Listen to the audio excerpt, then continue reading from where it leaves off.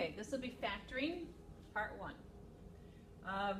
When you first look at an expression, this is a binomial here, you want to always look for a greatest common factor, a GCF. If you see one, you have to take that out. So here we would take out a 3, and we're left with x minus 4. How you get that x minus 4? You can think about it as dividing that 3 out of each one. That would cancel, and 12 over 3 is 4. Another way to think about it is, what would you need here in order to get this back if you multiplied? So 3 times what would give you x, that would be an x. This is minus, so we'll need a minus. 3 times what would give us 12, that would be 4. And then you can just check it by distributing that. That would be 3x minus 12. So that's a goal in factoring. You're coming up with an expression that when multiplied will give you what you started with. Here our GCF is again 3. So I take a 3 out, I need an x squared minus 4. This one will factor more. I'm just going to write the answer to that, and we'll look at that one later. That will be in part 2. This factors as x minus 2 and x plus 2. If we had 3x squared minus 12x, now the GCF is 3x. And that would be x minus 4. So 3x squared and 3x minus 4 is 12x. This one can't go any further. So that's factoring out a GCF. Once you have a trinomial like this, what you're basically doing here is unfoiling. These are going to come out to be 2 binomials that when multiplied will give you this expression. So you're unfoiling. So put your 2 parentheses. Lots of different ways to do this. I'm showing one way. You may have learned it a different way. These ones all here are grouped together because they have a last term that's negative.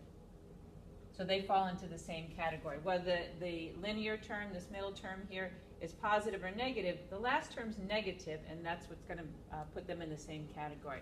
That means that this is a product, minus 6, and so that means you're multiplying 1 positive and 1 negative.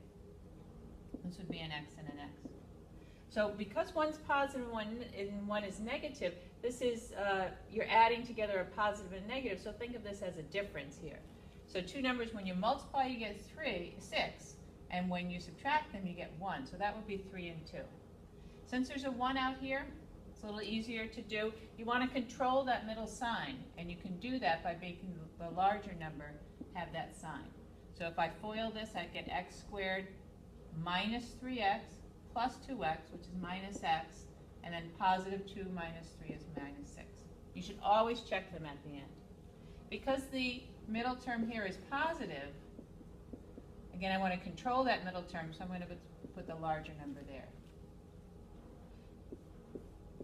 2 numbers, when you multiply them, you get 24, and when you subtract, you get 5.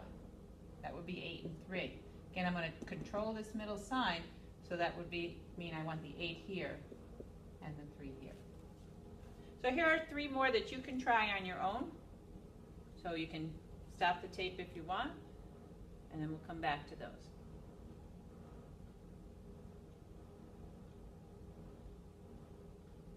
Okay, the answers to these.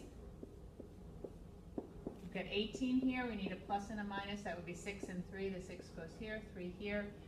Product of 48, difference of 2, that's 6 and 8.